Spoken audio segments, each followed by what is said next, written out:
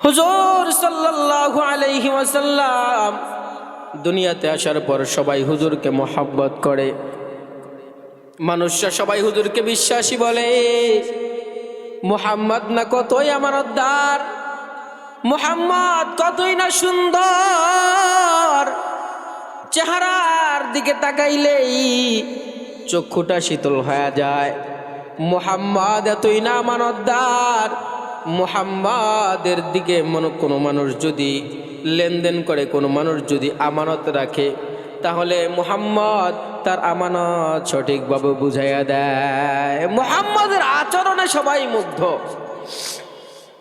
কিন্তু যখন মুহাম্মদুর রাসূলুল্লাহ সাল্লাল্লাহু আলাইহি ওয়াসাল্লামের বয়স 40 বছর হয়, আল্লাহ পাক রব্বুল আলামিন 40 বছর পর, 40 বছর হওয়ার পর আল্লাহ পাক রব্বুল আলামিন আল্লাহর রাসূল সাল্লাল্লাহু আলাইহি ওয়াসাল্লামের উপর কোরআনে পাক নাজিল করা শুরু করে দেয়।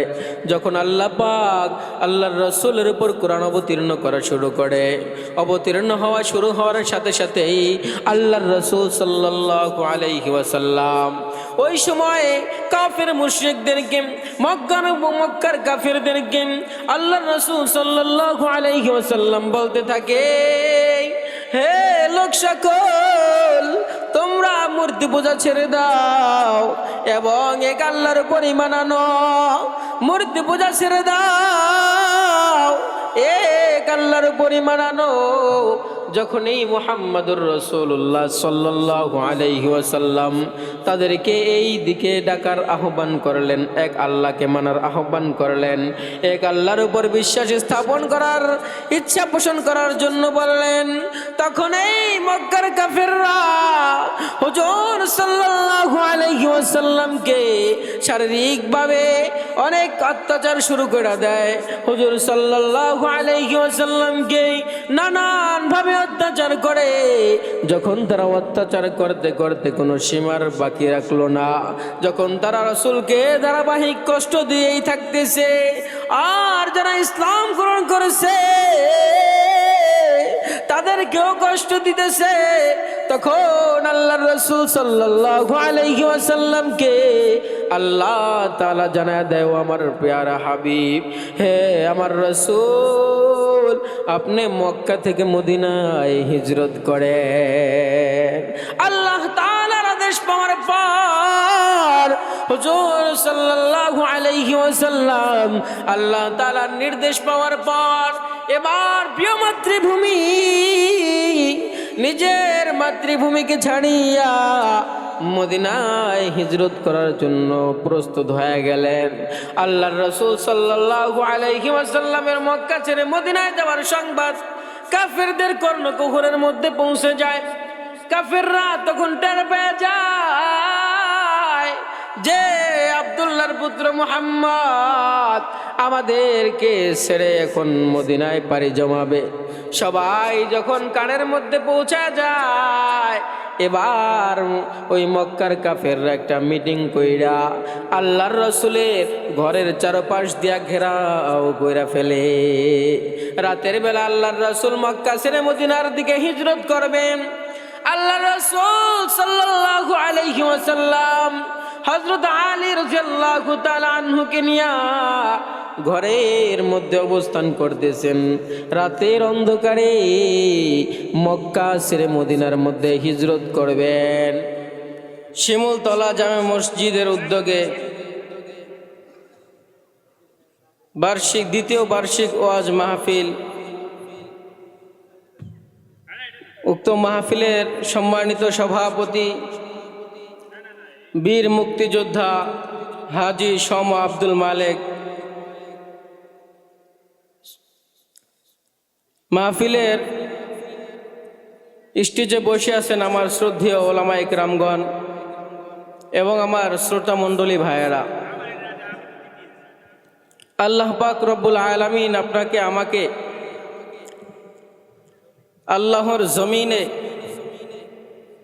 আল্লাহর জমিনের মধ্যে জান্নাতি মজলিসে, যে মজলিসে দিন দুনিয়ার কোনো কথা বলা হয় না, যে মজলিসগুলোর মধ্যে দুনিয়াবি কোনো কথা বলা হয় না, আল্লাহ এবং তার রসুলের কথা বলা হয়, এক আল্লাহর কথা বলা হয়, কোরআন হাদিসের আলোচনা করা হয়। আর এই মজলিসগুলো হলো জমিনের মধ্যে সবচাইতে উত্তম মজলিস। আল্লাহ পাক রব্বুল আলামিন এমন এক মোবারক মজলিসে আপনাকে আমাকে আসবার এবং বসবার জন্য তৌফিক দান করে দিয়েছেন এবং আপনাকে আমাকে কিছু দিনই কথা মুজাকারা করার মতো তৌফিক দান করে দিয়েছেন। এজন্য রব্বে কারিমের দরবারে শুকরিয়া আদায় করি, আলহামদুলিল্লাহ। সম্মানিত সুধী, আমাদের এই স্থানে কিন্তু সব সময় এই মাহফিলগুলো হয় না। বছরে একটা মাহফিল হয়, বছরে একটা দিনই আলোচনা করার একটা প্রোগ্রাম আয়োজন করা হয়। তো এই প্রোগ্রামের আয়োজন কিন্তু আমাদের প্রত্যেক মাসে করা হয় না, যে কোনো সময় করা হয় না। প্রত্যেকটা বছর এক একটা সিজন আছে, এই সিজনে এই আয়োজনটা আমরা করে থাকি। তো আল্লাহ পাক রব্বুল আলামিন আমাদের এই শিমুলতলার যুবক ভাইদের অন্তরের মধ্যে আল্লাহর দ্বীনের বুঝ এমনভাবে ঢুকায়া দিছে যে এক সময় এই ভাইয়েরা এই কিছু আগেই আমরা যেখানে বসে এখন দ্বীনের কথা আলোচনা করতেছি তার কয়েক মিটার আগেই তারা গান বাদ্যর আয়োজন করত। কিন্তু আল্লাহ পাক রব্বুল আলামিন তাদের দিলের এমন একটা পরিবর্তন ঘটায় দিছে যে ওই বান্দারা, দুনিয়া তো অনেক করছো, অনেক নীলা খেলা দেখাইছো, তাদের অন্তরের মধ্যে এমন ভয় ঢুকছে, হায় হায় এমন কোনো কাজ নাই যে কাজ আমরা করি নাই। অনেক গান বাজনা করছি, অনেক দুনিয়ার পেছনে দৌড়াইছি, কিন্তু দুনিয়া থেকে যাওয়ার পূর্বে এমন কিছু কাজ করে যাই যে কাজে আমার মাওলা এবং রাসূল খুশি হয়। কথা বলেন ঠিক না বেঠিক? এই মজলিসের যে আয়োজন করা হয়েছে, এই মজলিসকে আয়োজন করা, এই যে আমাদের এখানে আসা এবং কিছু কথা বলা ও শোনা, এগুলা কি ভাই আমাদের আখিরাতের পুঁজি কিনা বলেন? অনেক কাজ আছে যেগুলো আমরা অনেকে আমল মনে করে করি। যেমন আমরা চলার পথে অনেকে গীবত করি, এটাকে আমরা কিছুই মনে করি না, হয়তোবা এটাকে আমরা আরো নিজেদের জন্য কল্যাণ মনে করি। একজনের নামে একজন চায়ের দোকানে বইসা, চলার পথে ক্ষেতের মধ্যে বইসা আমরা একে অপরের নামে গীবত করি। আবার অনেক ক্ষেত্রে আমরা অনেক সময় মানুষের উপর জুলুম অত্যাচার করি। এখানে কিন্তু আমরা কি কাজ করব আর কি কাজ থেকে বিরত থাকব? তা'মুরুনা বিল মা'রুফ ওয়া তানহাউনা আনিল মুনকার, তোমরা মানুষদেরকে সৎ পথের দিকে ডাকো এবং অসৎ পথ থেকে নিষেধ করো। আল্লাহ পাক রব্বুল আলামিন কালামুল্লাহর মধ্যে বলেন, ইয়া আইয়ুহাল্লাযীনা আমানু ওয়া আমিলুস সলিহাতি কানাত লাহুম জান্নাতুল ফিরদাউসি নুজুলা। ইয়া আইয়ুহাল্লাযীনা আমানু, হে ঈমানদারগণ, ওয়া আমিলুস সলিহাত, এবং হে ঈমানদারগণ, ওয়া আমিলুস সলিহাত, এবং হে সালেহগণ, কানাত লাহুম জান্নাতুল ফিরদাউসি নুজুলা, তোমাদের জন্য একমাত্র উপহার স্বরূপ হলো জান্নাতুল ফিরদাউস। দুনিয়ার মধ্যে যদি কোনো বান্দা ভালো কাজ করে, দুনিয়ার মধ্যে যদি কোনো বান্দা নেক কাজ করে, ঈমান আনে এবং সমস্ত ভালো কাজগুলা করে, তাহলে আল্লাহ পাক রব্বুল আলামিন তার উপহার স্বরূপ কি দান করবেন? জান্নাতুল ফিরদাউস। জান্নাত সমূহের মধ্যে সবচাইতে বড় জান্নাতের নাম কি ভাই? জান্নাতুল ফিরদাউস। আল্লাহ পাক রব্বুল আলামিন বান্দাদেরকে জান্নাতুল ফিরদাউসের মধ্যে প্রবেশ করাবেন। লা ইয়াবগুনা আনহা হিওয়ালা, বান্দারা সেখানে থাকবে, ওই স্থান থেকে আর কোথাও যেতে চাইবে না। তারা সব সময় ওই জান্নাতুল ফিরদাউসের মধ্যে বিচরণ করবে। আল্লাহ পাক রব্বুল আলামিন সর্বপ্রথম কিন্তু আমাদের এই দুনিয়ার মধ্যে যত কিছু দেখতেছি, আমরা কত মানুষ বিচরণ করতেছি, আল্লাহ কিন্তু এই মানব জাতিকে দুনিয়ার মধ্যে পাঠান নাই। আল্লাহ সর্বপ্রথম দুনিয়াকে সৃষ্টি করলেন। দুনিয়াকে সৃষ্টি করার পরে ফিরিস্তারা এই জমিনের মধ্যে বসবাস করত। আল্লাহ মানব জাতিকে সৃষ্টি করলেন। মানব জাতিকে সৃষ্টি করার পর মানুষদেরকে সরল সঠিক পথ দেখানোর জন্য আল্লাহ পাক রব্বুল আলামিন যুগে যুগে পয়গম্বরদেরকে পাঠাইছেন।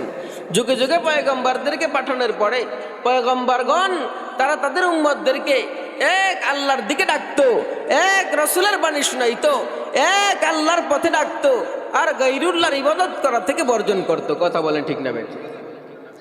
এরই ধারাবাহিকতায় শেষ পর্যন্ত শেষ সময় আল্লাহ পাক রব্বুল আলামিন আমাদের জন্য আখিরি জামানার পয়গম্বর হাবিবে কিবরিয়া হযরত মুহাম্মদুর রাসূলুল্লাহ সাল্লাল্লাহু আলাইহি ওয়াসাল্লামকে পাঠাইলেন। হুজুর সাল্লাল্লাহু আলাইহি ওয়াসাল্লামকে আল্লাহ পাক রব্বুল আলামিন দুনিয়ার মধ্যে পাঠানোর পূর্বে যখন রাসূল সাল্লাল্লাহু আলাইহি ওয়াসাল্লাম জমিনের মধ্যে আসলেন, দুনিয়ার মধ্যে আসলেন, তখন মানুষ তাদের একটা রীতি ছিল যে তারা একে অপরের উপর জুলুম করত, আত্মীয়তার সম্পর্ক ছিন্ন করত, তাদের প্রতিবেশীদের উপর অত্যাচার করত, আর তারা সবসময় মূর্তি পূজা করত। গায়রুল্লাহর ইবাদতেই তাদের রীতি ছিল। তাদের একটা প্রথাই ছিল, তারা মৃত প্রাণের গোশত ভক্ষণ করত। তারা হারামের মধ্যে লিপ্ত ছিল। কিন্তু যখন রাসূলুল্লাহ সাল্লাল্লাহু আলাইহি ওয়াসাল্লাম আসলেন, রাসূল সাল্লাল্লাহু আলাইহি ওয়াসাল্লামের আগমনের পরে, রাসূল সাল্লাল্লাহু আলাইহি ওয়াসাল্লাম আসার পর তখন ওই যুগের লোকেরাও মুহাম্মাদুর রাসূলুল্লাহ সাল্লাল্লাহু আলাইহি ওয়াসাল্লামকে অনেক মুহাব্বত করত, অনেক ভালোবাসতো। আব্দুল্লাহর পুত্র মুহাম্মদ কতই না ভালো। আবার কোন বংশের? মক্কার মধ্যে সবচাইতে সম্ভ্রান্ত বংশ ছিল কুরাইশ বংশ। হুজুর সাল্লাল্লাহু আলাইহি ওয়াসাল্লাম ওই কুরাইশ বংশের মধ্যেই জন্মগ্রহণ করেন। আর কুরাইশ বংশের অনেক শাখা ছিল। এই শাখাগুলোর মধ্যে সবচাইতে মর্যাদাপূর্ণ শাখা ছিল বনি হাশেম। আর হুজুর সাল্লাল্লাহু আলাইহি ওয়াসাল্লাম এই বনি হাশেম গোত্রের মধ্যেই জন্মগ্রহণ করেন। হুজুর সাল্লাল্লাহু আলাইহি ওয়াসাল্লাম দুনিয়াতে আসার পর হুজুর সাল্লাল্লাহু আলাইহি ওয়াসাল্লাম দুনিয়াতে আসার পর সবাই হুজুরকে মোহাব্বত করে। মানুষরা সবাই হুজুরকে বিশ্বাসী বলে। মুহাম্মদ না কতই আমানতদার, মুহাম্মদ কতই না সুন্দর, চেহারার দিকে তাকাইলেই চক্ষুটা শীতল হয়ে যায়। মুহাম্মদ এতই না আমানতদার, মুহাম্মাদের দিকে কোনো মানুষ যদি লেনদেন করে, কোনো মানুষ যদি আমানত রাখে, তাহলে মুহাম্মদ তার আমানত সঠিকভাবে বুঝাইয়া দেয়। মুহাম্মদের আচরণে সবাই মুগ্ধ। কিন্তু যখন মুহাম্মাদুর রাসূলুল্লাহ সাল্লাল্লাহু আলাইহি ওয়াসাল্লামের বয়স 40 বছর হয়, আল্লাহ পাক রব্বুল আলামিন 40 বছর হওয়ার পর আল্লাহ পাক রব্বুল আলামিন আল্লাহর রাসূল সাল্লাল্লাহু আলাইহি ওয়াসাল্লামের উপর কোরআনে পাক নাজিল করা শুরু করে দেয়। যখন আল্লাহ পাক আল্লাহর রাসূলের উপর কোরআন অবতীর্ণ করা শুরু করে, অবতীর্ণ শুরু হওয়ার সাথে সাথেই আল্লাহর রাসূল সাল্লাল্লাহু আলাইহি ওয়াসাল্লাম ওই সময়ে কাফের মুশরিকদেরকে, মক্কার কাফেরদেরকে আল্লাহর রাসূল সাল্লাল্লাহু আলাইহি ওয়াসাল্লাম বলতে থাকে, হে লোক সকল, তোমরা মূর্তি পূজা ছেড়ে দাও এবং এক আল্লাহর উপর ঈমান আনো। মূর্তি পূজা ছেড়ে দাও, এক আল্লাহর উপর ঈমান আনো, যখনই মুহাম্মদুর রাসূলুল্লাহ সাল্লাল্লাহু আলাইহি ওয়াসাল্লাম তাদেরকে এই দিকে ডাকার আহ্বান করলেন, এক আল্লাহকে মানার আহ্বান করলেন, এক আল্লাহর উপর বিশ্বাস স্থাপন করার ইচ্ছা পোষণ করার জন্য বললেন, তখন এই মক্কার কাফেররা হুজুর সাল্লাল্লাহু আলাইহি ওয়াসাল্লামকে শারীরিকভাবে অনেক অত্যাচার শুরু করে দেয়। হুজুর সাল্লাল্লাহু আলাইহি ওয়াসাল্লামকে নানান ভাবে অত্যাচার করে। যখন তারা অত্যাচার করতে করতে কোনো সীমার বাকি রাখলো না, যখন তারা রাসূলকে ধারাবাহিক কষ্ট দিয়েই থাকতেছে, আর যারা ইসলাম গ্রহণ করেছে তাদেরকেও কষ্ট দিতেছে, তখন আল্লাহর রাসূল সাল্লাল্লাহু আলাইহি ওয়াসাল্লামকে আল্লাহ তাআলা জানায় দেয়, ও আমার প্যারা হাবিব, হে আমার রাসূল, আপনি মক্কা থেকে মদিনায় হিজরত করেন।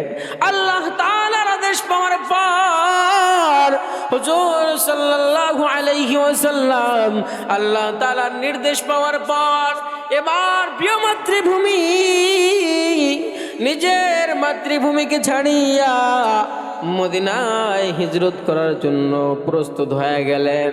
আল্লাহর রাসূল সাল্লাল্লাহু আলাইহি ওয়াসাল্লামের মক্কা ছেড়ে মদিনায় যাওয়ার সংবাদ কাফেরদের কর্ণকুহরের মধ্যে পৌঁছে যায়। কাফেররা তখন টের পেয়ে যায় যে আব্দুল্লাহর পুত্র মুহাম্মদ আমাদেরকে ছেড়ে এখন মদিনায় পাড়ি জমাবে।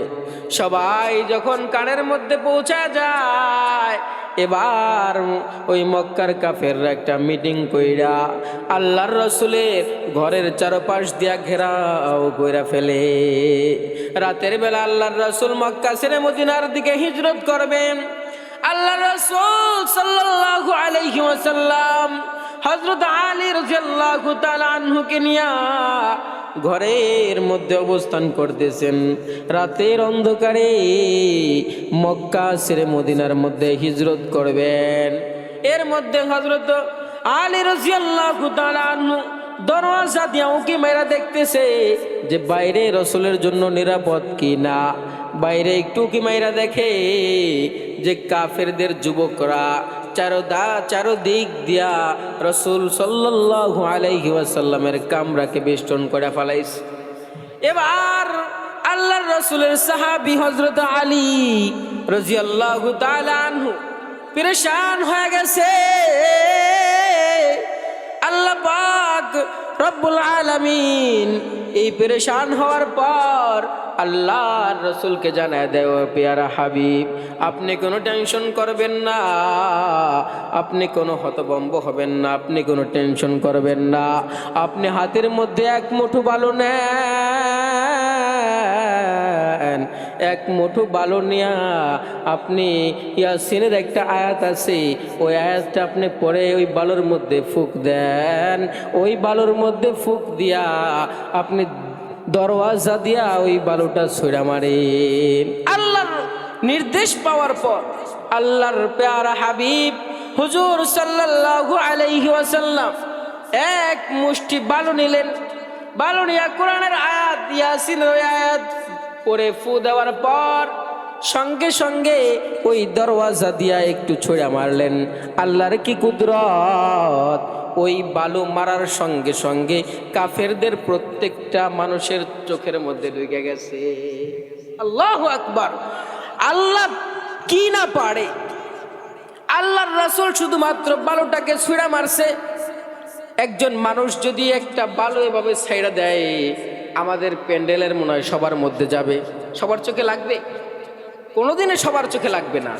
এক মুষ্টি বালু আমি যদি এখান থেকে ফেলি, আমি এখান থেকে ফেলার পর মনে হয় তো আমার স্টেজের মানুষের চোখেই যাবে না, আপনাদের চোখে তো দূরের কথা। তো আল্লাহ পাক রব্বুল আলামিন, আল্লাহর রাসূলের দায়িত্ব শুধুমাত্র বালু ছুঁড়ে মারা। কাফেরদের চোখের মধ্যে পৌঁছানো দেনেওয়ালা কে ভাই? আল্লাহ। আল্লাহর রাসূল বালু ছুঁড়ে মারছে,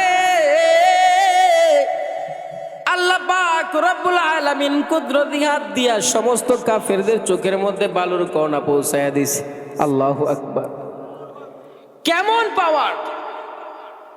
আল্লাহ রাসূল সাল্লাল্লাহু আলাইহি ওয়াসাল্লাম যখন ওই বালু ছুঁড়া মারছে, বালু ছুঁড়া মারার পর সঙ্গে সঙ্গে সমস্ত কাফেরের চোখের মধ্যে ওই বালু ঢুকিয়া যায়।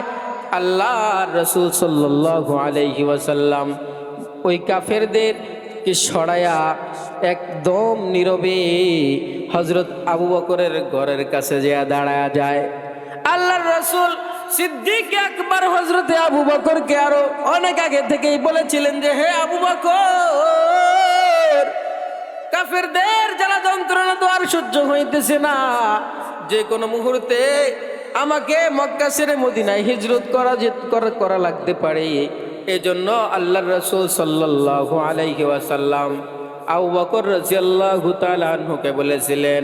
আর আবু বকর রাদিয়াল্লাহু তাআলা আনহু কেমন সাহাবী, আল্লাহর রাসূল বলছেন, আর হযরতে আবু বকর তার পরের দিন থেকে আর একটা মুহূর্ত পিঠটা তার বিছানার সাথে লাগায় নাই।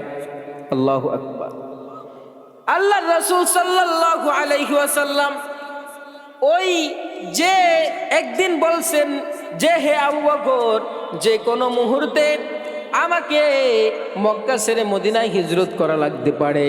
এজন্য হযরতে সিদ্দিক আকবর রাদিয়াল্লাহু তাআলা আনহু ওই দিন থেকে আর বিছানায় পিঠ লাগান না, সবসময় দরওয়াজার কাছে ট্যাক লাগায় দাঁড়ায় থাকতো। হায় হায়, আল্লাহর রাসূল না জানি কখন আমাকে আইসা ডাক দেয়। যদি আল্লাহর রাসূল আইসা আমাকে ডাক দেয় আর আমি যদি পিঠ লাগাইয়া বিছানার সাথে শুয়ে থাকি, তাহলে হয়তোবা আমার ঘুমের কারণে আল্লাহর রাসূলের কষ্ট হইতে পারে, আল্লাহর রাসূলের বিন্দু মাত্র কষ্ট হইবে। এই কষ্ট সিদ্দিক আকবর কখনোই সহ্য করতে পারে না। এজন্য আবু বকর রাদিয়াল্লাহু তাআলা আনহু দরওয়াজার সাথে ট্যাক লাগায় দাঁড়ায় রইছে। আল্লাহর রাসূল সাল্লাল্লাহু আলাইহি ওয়াসাল্লাম ধীরে ধীরে হযরত সিদ্দিক আকবর রাদিয়াল্লাহু তাআলা আনহুর ঘরের দরওয়াজার কাছে গিয়ে একটু কড়া নাড়ছে। কড়া নাড়ার সঙ্গে সঙ্গে সিদ্দিক আকবর আওয়াজ দিয়া বলতেছে, লাব্বাইক ইয়া রাসূলুল্লাহ, আমি উপস্থিত হে আল্লাহর রাসূল, বলুন। সঙ্গে সঙ্গে দরওয়াজা খুলছে। আল্লাহর রাসূল সাল্লাল্লাহু আলাইহি ওয়াসাল্লাম বলতেছেন যে, হে আবু বকর, আমাদের হাতে সময় নাই, কাফের বাহিনীর পিছনে আসতেছে, আমাকে এখনই মক্কা ছেড়ে মদিনায় হিজরত করতে হবে। এবার আল্লাহর রাসূল সাল্লাল্লাহু আলাইহি ওয়াসাল্লামকে নিয়ে হযরত আবু বকর রাদিয়াল্লাহু তাআলা আনহু ঘরের দরওয়াজার পিছন দিয়ে হুজুর সাল্লাল্লাহু আলাইহি ওয়াসাল্লামকে দিয়ে রওনা হয়ে গেলেন। রওনা হওয়ার পর এবার আবু বকর রাদিয়াল্লাহু তাআলা আনহু কেমন সাহাবী, কেমন রাসূল প্রেমিক, হাঁটতেছেন হাঁটতেছেন,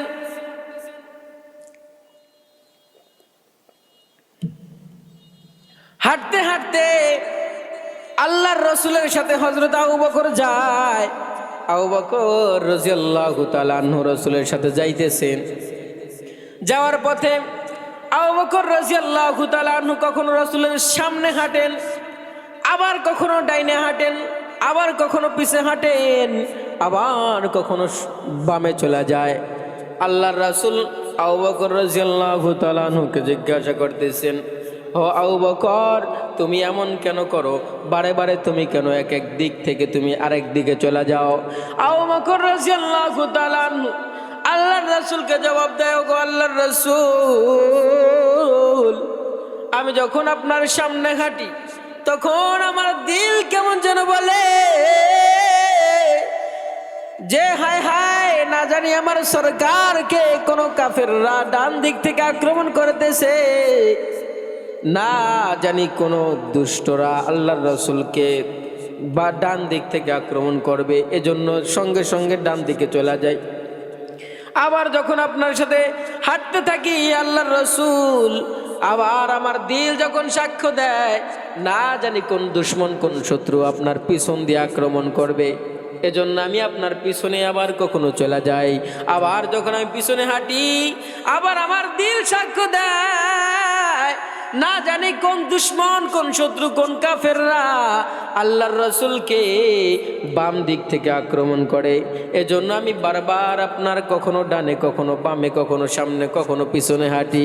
ওগো আল্লাহর রাসূল, আমি আবু বকর আপনার সাথে থাকবো, আর আপনার কোনো ক্ষতি হবে এটা আমি কখনো সহ্য করতে পারি না। এভাবে হাঁটতে হাঁটতে হাঁটতে হাঁটতে পাহাড়ের কাছে চলে গেছে। পাহাড়ের উপরে আল্লাহর রসুলকে উঠতে হবে, গারে হীরার মধ্যে প্রবেশ করতে হবে, গারে সৌরের মধ্যে প্রবেশ করতে হবে।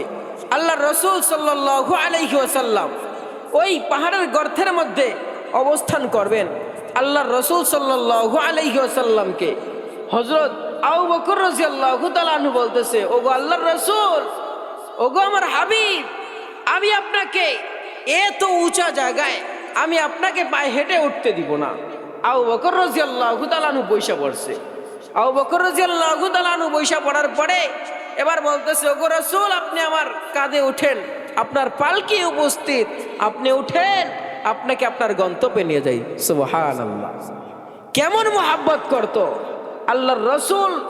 নিচু জায়গা থেকে উঁচু জায়গায় উঠবেন, পায়ে হেঁটে যাবেন, এটা সাহাবীরা মানতে পারে নাই। এবার আবু বকর রাদিয়াল্লাহু তাআলা আনহু বইসা পড়ছে। বইসা পড়ার পর এবার হযরত রাসূলুল্লাহ সাল্লাল্লাহু আলাইহি ওয়াসাল্লাম আবু বকরের কাঁধে উঠছে। কাঁধে ওঠার পর এবার রাসূলকে নিয়ে আবু বকর রাদিয়াল্লাহু তাআলা আনহু সেই গুহার কাছে চলে গেছে। গুহার কাছে যাওয়ার পর আল্লাহর রাসূল আবু বকরকে বলতেছে, ও আবু বকর, তোমাকে এই গুহার মধ্যে অবস্থান করতে হবে। আল্লাহর রাসূল বলতেছে যে আমাকে এই গুহার মধ্যে অবস্থান করতে হবে। আবু বকর রাদিয়াল্লাহু তাআলা আনহু বলেন, না না আল্লাহর রাসূল, না, ওগো নবী, আমি এই গুহার মধ্যে আপনাকে আগে যেতে দিব না। এই গুহার মধ্যে আগে আমি প্রবেশ করে তারপর সাফাই করে আপনাকে নিয়ে যাব। আল্লাহর রাসূলের সাহাবী সিদ্দিক আকবর রাদিয়াল্লাহু তাআলা আনহু আগে গুহার মধ্যে প্রবেশ করলেন। প্রবেশ করার পরে দেখলেন গুহার মধ্যে অনেক ফুটা, অনেক সাপের গর্ত। সিদ্দিক আকবর তার গায়ের চাদর মোবারকটাকে ছিঁড়ে ছিঁড়ে ওই ছিদ্রগুলাকে বন্ধ করলেন। বন্ধ করার করতে করতে শেষ পর্যন্ত একটা ছিদ্র ছিল, যে ছিদ্রকে বন্ধ করার মতো কোনো কাপড় আবু বকর রাদিয়াল্লাহু তাআলা আনহুর নিকট ছিল না। হযরত আবু বকর রাদিয়াল্লাহু তাআলা আনহু ওই গর্তের মধ্যে তার পায়ের বুড়া আঙ্গুলটাকে দিয়ে আল্লাহর রাসূলকে ডাকতেছে, ওগো আল্লাহর রাসূল, আপনার জন্য আরামগাহ তৈয়ার আছে, ভিতরে আসেন আর আপনি আরাম করেন। আল্লাহ রাসূল সাল্লাল্লাহু আলাইহি ওয়াসাল্লাম ভিতরে গেলেন। ভিতরে যাওয়ার পর এবার আবু বকর রাদিয়াল্লাহু তাআলা আনহু হুজুর সাল্লাল্লাহু আলাইহি ওয়াসাল্লামকে তার রানের উপর শোয়ালেন। শোয়ানোর পর এবার ওই যে গর্তের মধ্যে পাও দিয়া ঢুকায়া রাখছে। ওই গর্তের মধ্যে অনেক আগে থেকে, শত বছর আগেই একটা সাপ লুকায়া রইছে আখিরি জামানার পয়গম্বরকে দেখার জন্য। আল্লাহু আকবার। আল্লাহর নবী সাল্লাল্লাহু আলাইহি ওয়াসাল্লামকে দেখার জন্য শত বছর আগেই ওই গুহার মধ্যে একটা সাপ লুকায়া রইছে। সাপটা রাসূল সাল্লাল্লাহু আলাইহি ওয়াসাল্লামকে দেখবে। আল্লাহর রাসূল সাল্লাল্লাহু আলাইহি ওয়াসাল্লাম গুহার মধ্যে অবস্থান করার পর এবার ওই সাপ ওই গর্ত দিয়া কামড় মারতেছে। আবু বকর রাদিয়াল্লাহু তাআলা আনহুকে কামড় দিতেছে। আবু বকর কোনো আওয়াজ করে না, যে নাকি মাসকে মাস আল্লাহর রাসূলের কষ্ট হবে বিদায় বিছানার সাথে পিঠ লাগায় নাই। আবু বকর রাদিয়াল্লাহু তাআলা আনহুকে বিষাক্ত সাপ দংশন করতেছে। আবু বকর রাদিয়াল্লাহু তাআলা আনহু কোনো আওয়াজ করে না। যদি কোনো আওয়াজ করে তাহলে আল্লাহর রাসূলের কষ্ট হবে। আল্লাহর রাসূলের কষ্ট হবে, এটা কোনোদিন সহ্য করতে পারে না, এজন্য কোনো আওয়াজ করতেছে না। কিন্তু বিষাক্ত সাপ এমন কামড় দিতেছে যে বিষের যন্ত্রণায় আবু বকর রাদিয়াল্লাহু তাআলা আনহুর চেহারা মোবারক লাল হয়ে গেছে। লাল হয়ে যাওয়ার পর এবার আবু বকর রাদিয়াল্লাহু তাআলা আনহুর চোখ দিয়া পানি বেয়ে গাল বেয়ে আল্লাহর রসুলের চেহারার উপর পড়ে গেছে। এবার আল্লাহর রসুল বলতেছে, ও আবু বকর, তোমার এত অবস্থা খারাপ হয়ে গেছে, তুমি তারপরেও আমার কাছে বলতেছো না কেন? আবু বকর রাদিয়াল্লাহু তাআলা আনহু বলতেছো, আল্লাহর রাসূল, ওই গর্তের মধ্যে একটা সাপ আমাকে দংশন করতেছে। আল্লাহর রাসূল বলেন, আবু বকর পাও সরাও, পাও সরাও। পাও সরানোর পর আল্লাহর রাসূল সাল্লাল্লাহু আলাইহি ওয়াসাল্লাম দেখলেন সঙ্গে সঙ্গে একটা বিষাক্ত সাপ উঠা দাঁড়ায় গেছে। আল্লাহর রাসূল বলেন, ওই সাপ, তুমি আমার সাহাবীকে কষ্ট দিয়েছো কেন? তুমি আমার সাহাবীকে কামড় দিয়েছো কেন? সাপের কাকুতি মিনতি শুনে আল্লাহর রাসূল সাল্লাল্লাহু আলাইহি ওয়াসাল্লাম ওই সাপ আল্লাহর রাসূলকে বলতেছে, ওগো আল্লাহর রাসূল, আমি 100 বছর আগে আসমানি কিতাব পাঠ করার পাশ দিয়ে যাইতেছিলাম, ওই কিতাবের মধ্যে দেখি মানুষ পড়তেছে যে আখির জামানার পয়গম্বর অমুক সময় আসবেন আর এই স্থানের মধ্যে অবস্থান করবেন। এই জন্য আমি এই স্থানের মধ্যে 100 বছর যাবৎ আপনার জিয়ারতের জন্য অপেক্ষা করতেছি। 100 বছর যাবৎ আল্লাহর রসুলকে দেখার জন্য অপেক্ষা করতেছি, কিন্তু কি দুর্ভাগ্য ব্যাপার, আপনার সাহাবী আবু বকর আপনাকে দেখতে দিয়েছে না, এই জন্য আমি আবু বকরকে দংশন করতেছি। সাপের নবী আল্লাহর রসুল। তো আবু বকর রাদিয়াল্লাহু তাআলা আনহুর যে স্থানে সাপে কাটছে, আল্লাহর রসুল সাল্লাল্লাহু আলাইহি ওয়াসাল্লাম লালা মুবারক ওই সাপে কাটার স্থানের মধ্যে লাগায় দিছে। সঙ্গে সঙ্গে সাপের বিষ পানি হয়ে গেছে। সুবহানাল্লাহ। সঙ্গে সঙ্গে সাপের বিষ পানি হয়ে গেছে। সঙ্গে সঙ্গে আবু বকর রাদিয়াল্লাহু তাআলা আনহুর ওই সাপের বিষ পানি হয়ে আবু বকর রাদিয়াল্লাহু তাআলা আনহু সুস্থ হয়ে গেছে।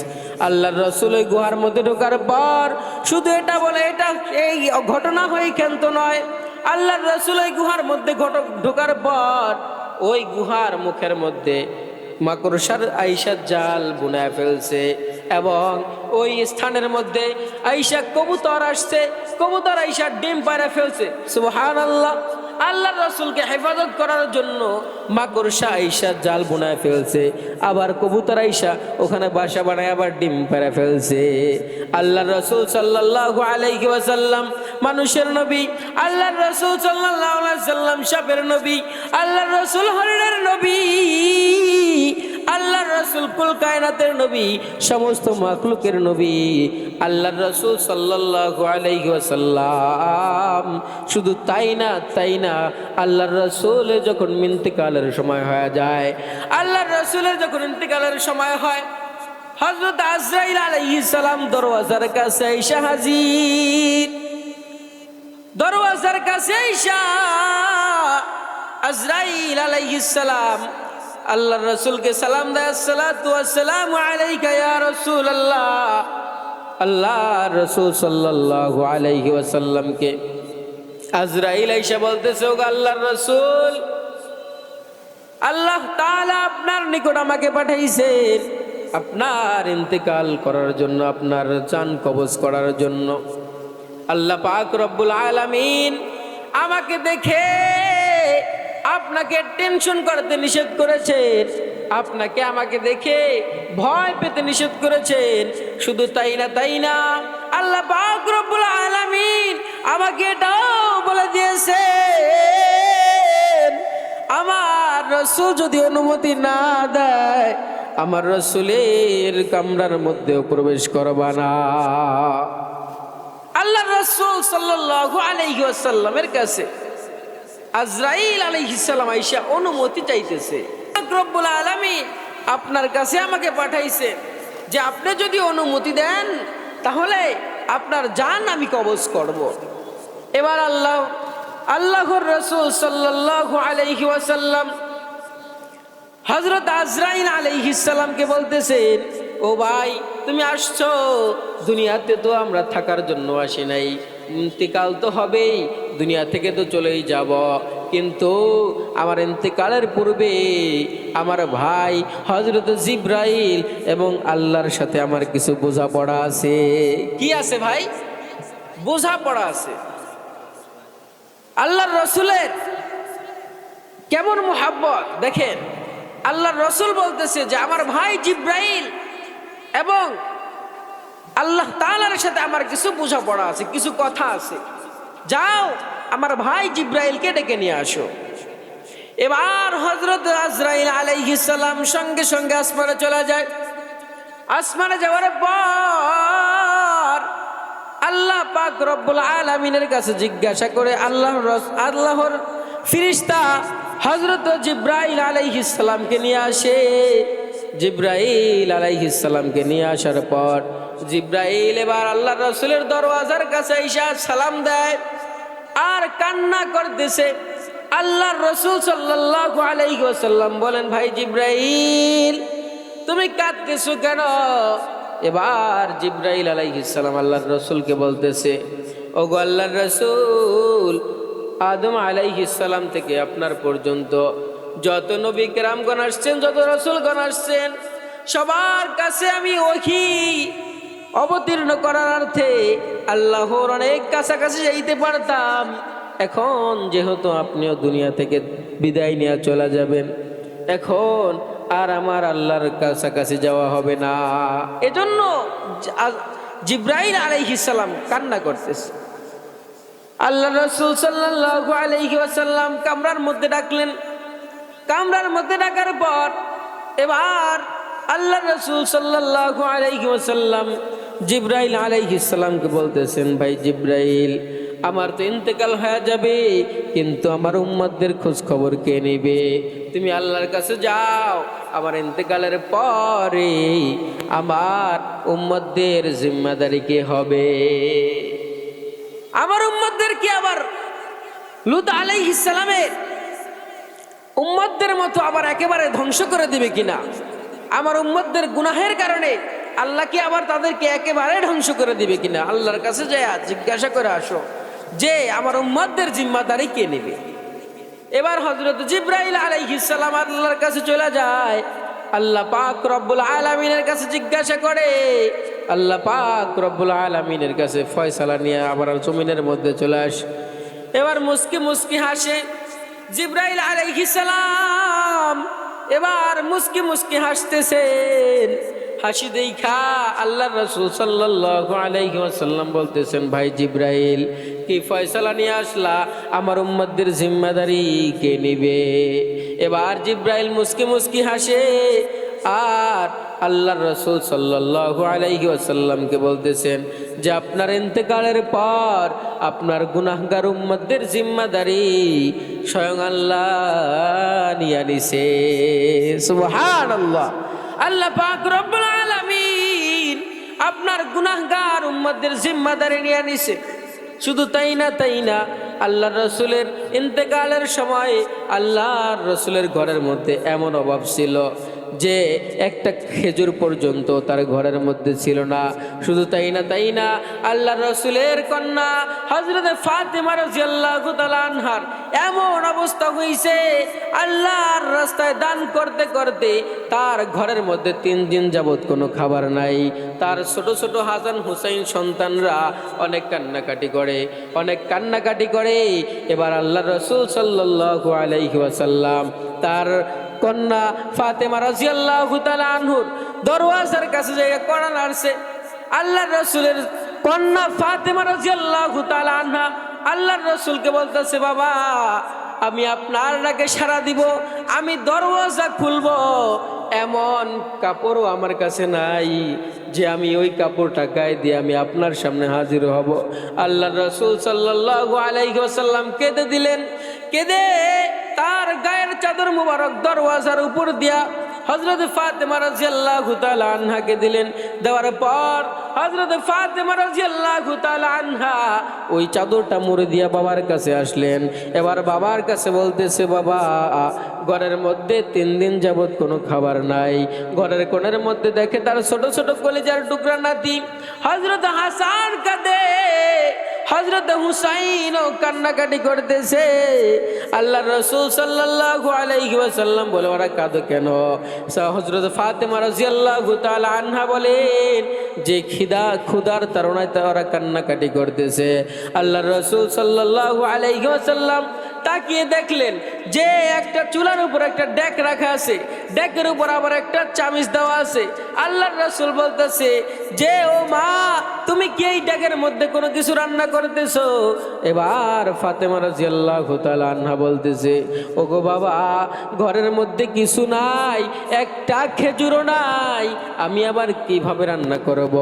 আমি ডেকটাকে চুলার উপর রাইখা তার উপর একটা চামচ দিয়ে শুধুমাত্র ছোট ছোট সন্তানদেরকে সান্ত্বনা দিতেছি। যখনই তারা খাবার চায় তখনই আমি ডেকের মধ্যে চামচ দেওয়া গোটাগুটি করি আর বলি, দাঁড়াও বাবা, খাবার হয়ে যাইতেছে। এত অভাব, ইসলামের জন্য এত মেহনত, এত চেষ্টা করেছেন আল্লাহ রাসূল সাল্লাল্লাহু আলাইহি ওয়াসাল্লাম। মা ফাতেমাকে বললেন, ও মা, তুমি আমার কলিজার টুকরা নাতি দুইটাকে একটু সাজিয়ে দাও, আমি তাদেরকে নিয়ে চলে যাব। এবার হযরত ফাতেমা রাদিয়াল্লাহু তাআলা আনহু, হযরত ফাতেমা রাদিয়াল্লাহু তাআলা আনহু ছোট ছোট শিশু হযরত হাসান হোসেন রাদিয়াল্লাহু তাআলা আনহুকে সাজিয়ে রাসূল সাল্লাল্লাহু আলাইহি ওয়াসাল্লামের সাথে দিলেন। সময় সংক্ষিপ্ত, অনেক কথা বাকি রয়ে গেছে। ইনশাআল্লাহ যদি সময় হয় আপনাদের সাথে আরো দীর্ঘক্ষণ আলোচনা করব। আল্লাহ পাক রব্বুল আলামিন যে কথাগুলো বললাম, যে রাসূলুল্লাহ সাল্লাল্লাহু আলাইহি ওয়াসাল্লাম ইসলামের জন্য, দ্বীনের জন্য, আল্লাহর দ্বীনের জন্য এক দেশ ছেড়ে অপর দেশে ভ্রমণ করেছেন, সফর করেছেন। আল্লাহর রাসূল সাল্লাল্লাহু আলাইহি ওয়াসাল্লাম দ্বীনের জন্য কাফের মুশরিকদের হাতে কত অত্যাচার সহ্য করেছেন, কত মার খাইছেন, কত অভাবে জীবন যাপন করেছেন। আল্লাহ পাক রব্বুল আলামিন আল্লাহর রসুলের প্রতি ভালোবাসা যদি আমাদের থাকে, আল্লাহর রসুলের প্রতি যদি আমাদের মুহাব্বত থাকে, মান আহাব্বা সুন্নতি ফাকাদ আহাব্বানি আমান আহাব্বানি কানা মাই ফিল জান্নাহ।